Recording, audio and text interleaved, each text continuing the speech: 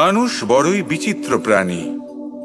অধিক থেকে অধিকতর ধন লাভ করার চেষ্টায় নিজের শরীরকে নষ্ট করে ফেলেন, নিজের শক্তি হারিয়ে ফেলেন, নিজের সামর্থ্য হারিয়ে ফেলেন।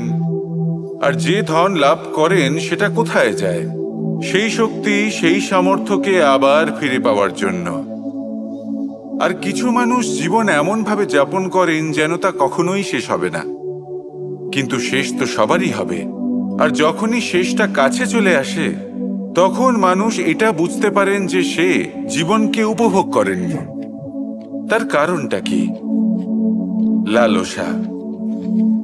এই লালসা জন্ম দেয় লোভকে, আর এই লোভ জন্ম দেয় আপনারই বিনাশকে। সেই জন্য আজ আপনার কাছে যা কিছু আছে, যেমনটা আছে তার সাথে জীবন যাপন করুন, পূর্ণরূপে যাপন করুন। আপনার কাছে যতই ধন, শক্তি, মান থাকুক, তা সবার মধ্যে ভাগ করতে শিখুন। ভাগ করলে ভালোবাসা বাড়ে, আর এই ভালোবাসা দ্বারা জীবন আরো সুখময় হয়ে ওঠে। তাহলে আসুন আর আমার সাথে ভালোবেসে বলুন, রাধা রাধা।